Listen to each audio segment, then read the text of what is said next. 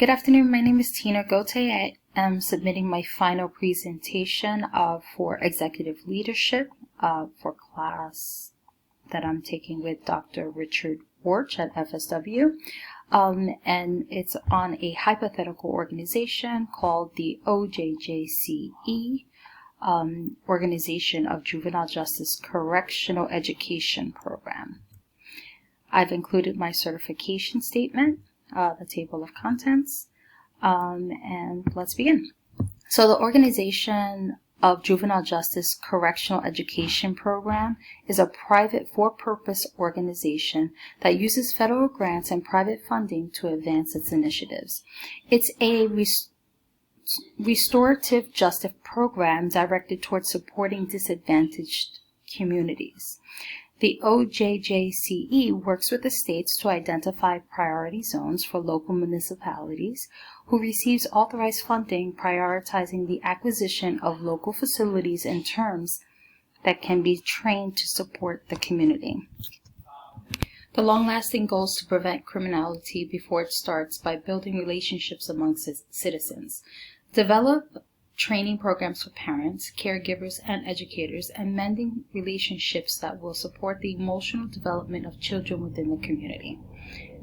So basically the program, it's to support impoverished communities that unfortunately begin the cycle of criminality because there's minimal guidance or not as much focus on education for the parents as well as the children. So the organization of the OJJCE's guiding principles are maintain a safe and healthy climate that prioritizes prevention through education. The long-term secure facilities are there to support the low-income communities with skills development, curriculum that supports citizen and instruction to promote community and academic readiness for parents and children. So, and the formal processes and procedures in a child serving system that will, with skills relevant to positively impact long-term student outcomes. So, this is the restorative justice system. The mission statement is to provide opportunities for growth and change in poverty-stricken neighborhoods with restorative justice approaches to correctional education. How can we do this? Changing minds through family and community engagement, promoting education and opportunity, and building foundations for change one step at a time. So what I mean by this is when we look at this image here, starting with creating a secure environment for children and encourage behavior choices, encourage communication, developing their skills and capabilities, and establishing a value system with them, with the community, with their parents, to discover a purpose or an identity to be contributing members of society. The organizational structure, the founder of the organization leads the OJJCE as a chief executive officer and global innovator who partners with the federal agencies, Department of Education, Department of Justice, to identify evidence-based practices that support the goals of the organization and leading the organization through advocacy and educational equity for underserved communities. He or she has a supporting team of directors, specialized professionals in their field, managing the following departments: data and operations, country director of philanthropy, community engagement, finance, chief operating officer with reporting directors of budget and finance and human resources, director of research, and our creative department that integrates marketing and mentorship. These are the regional supports that help to manage programs, teachers, special projects, and social-emotional learning. Laterally, under the chief executive officer, are the board of directors made up of managing partners and co-founders. investors. So what is the goal? The goal is for youth education engagement that develops skills for success. So the goal acronym is YES. Yes, we can. Yes, we can do it. Yes, yes, yes. So yes to education. Yes to developing skills. Yes to family engagement. We promote education as a key fundamental instrument to cultivating minds that only see opportunity and encouraging them to rise above adversity. Human resources within the organization is like all ethical organizations. We place value in our people, that their abilities and their commitment to our core values contributing to the success of the organization. As an organization, we practice mentorship, creating opportunities for all. We are a federally funded facility, and as well as programs, that the OJJEC must comply with all civil rights laws and prohibit discrimination based on race, sex, color, national origin, religion, and disability. The recruitment process, employment, and retention of qualified, educated staff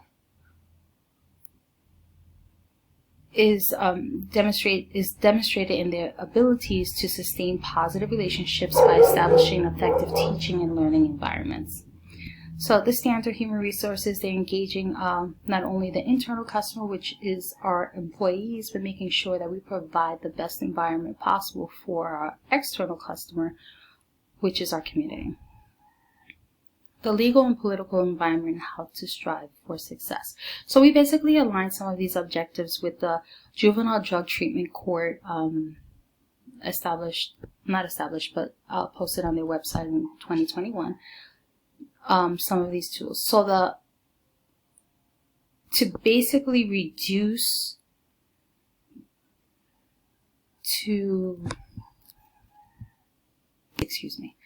Okay, so basically the program is aligned with reducing delinquency by focusing on the health of the adolescent, developing their own well-being, their self-thought, improving the family structure and function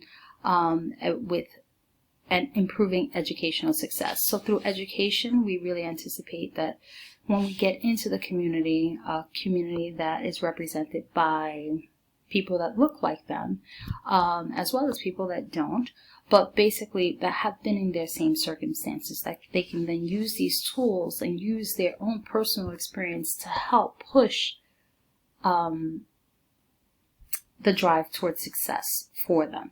So employment stability is something that we want to create within the community, as well as, again, encourage their well-being. The risk assessment plan. So this is identified on two levels. We want a risk assessment plan for both our community, for the people that are participating in the program, as well as even for our staff. So first we have to identify the needs, the strengths of each individual, create or develop an individual case plan, and the same thing even for like a mentorship. Locate community resources or support them with the resources that we have available through the program. Develop a treatment plan or development of monitoring their accomplishments and success, and then go back and remeasure the progress. Determine the needs again, and the cycle continues. So it's very important that we not only look at the business structure, but we create the same business structure as the investment in every single child that we're supporting. Some of the 5 essential skills for leadership are communication, motivation, positivity, creativity, and the giving and taking of feedback. So as a leader, to motivate most efficiently, you have to be a strategic thinker. Not every communication can be used for every person. So you adapt with their environment, you adapt with the needs of the person, you contribute to their learning, and promote their success. Some of the base of good decision making in an organization. It begins with creating a plan. So you identify and set goals, you develop processes and share ideas. So you plan. And then the next thing is to take some action, implement some of these things, and then establish a way to measure your goals. Then you evaluate them, you study them to ensure that what you have done worked and what didn't work, you take out.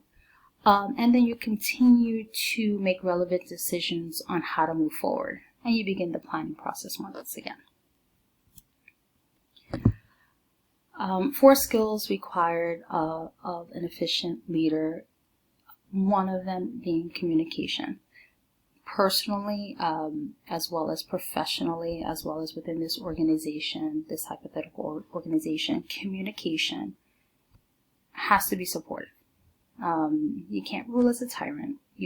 Democratic process is usually the most efficient way to build the trust within the team. So you use your cognitive skills as a leader to first be able to identify what the needs of the situation is, what type of communication you want to move forward with, and interpersonal skills that are needed, what skills may or may not be missing. And then strategically applying what you know, what you've learned, and what you want to accomplish into a plan and how to get that person there. Motivating them in a cooperative and encouraging manner, supporting them through their trials and errors or challenges, and then really continue to push the bar. Continue to inspire them to do more than whatever social norms may be at that time. So striving truly for success. And in that, the people around you continue to grow. You continue to push the bar a little higher. You continue to encourage them to do a little more.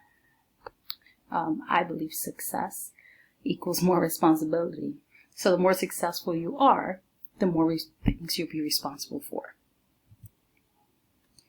So what are our hopes and the results for this project? So a restorative justice education system, I truly believe, could make a huge impact on the juvenile justice system, where if you really get into the community, you really get in there and help them, feet on the ground, showing the way, developing those relationships, pushing the bar, encouraging, identifying these hot spots. Like I have myself grown up in impoverished neighborhoods and been able to pull our family structure out of it. How was I able to do that? Inspired by the leaders around us. So the goal of this program simply is to inspire others to be more, to do more, construct more, and be their best selves. Okay, and that concludes my presentation. Thank you so much, and I hope you have a wonderful day.